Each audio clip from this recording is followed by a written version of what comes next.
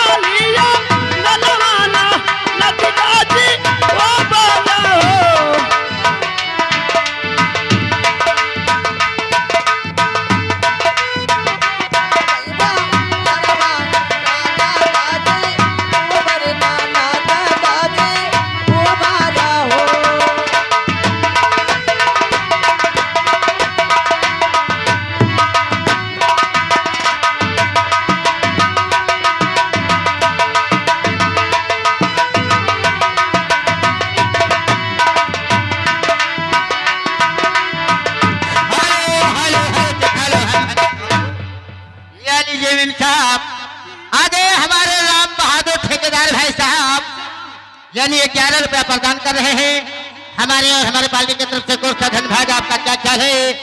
लेकिन आप बहादुर ठेकेदार क्या समझ के दे रहे हैं? आपन मौसे समझ के और बच्चे के न्यौछावर में, लेकिन उनका कहना है कि सुकुरिया झटके के साफ होना चाहिए। आज न दे दिया जाए। दे दो, लेकिन हमारे वाला बचाए रहे। हेलो, अर्जुन बाबू ने दिया रुपया, अरे हाथ में लेके चौसी।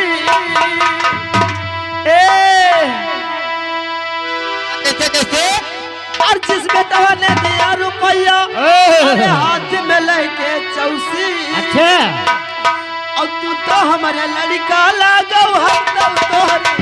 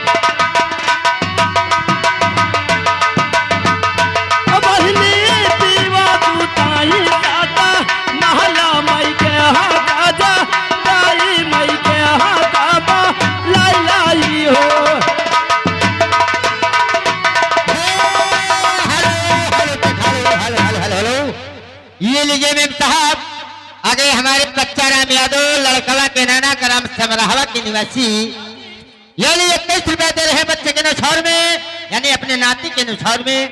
हमारे पार्टी की तरफ से कोई सा धन भाग, लेकिन आपका क्या ख्याल है? लेकिन सोहरवे चले दी मेम साहब। हम तो पैसा लड़का नानक दे दी रे पुरानिया है वह तो उन्हें क्या कर दिया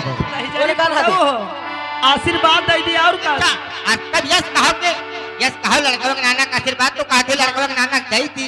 ए दीदी ए सुनो कैसे कैसे? अरे जैसे रुपया दी है लड़का के नाना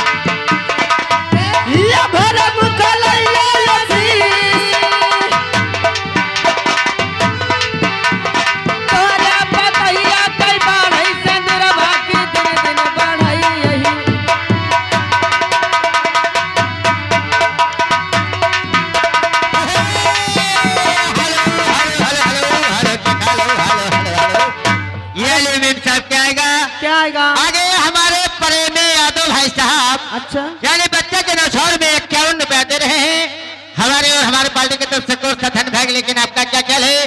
लेकिन क्या समझ के दी थी प्रेमी यादव अपने मौसी समझ के आपको 51 रुपया दे रहे हैं। अपने लड़कों को दे दो मेम साहब। हाँ लेकिन कैसे? बहनी बेटा हुआ दीदी हाँ बिल्कुल दे दो, लेकिन हमारे वाला बचा है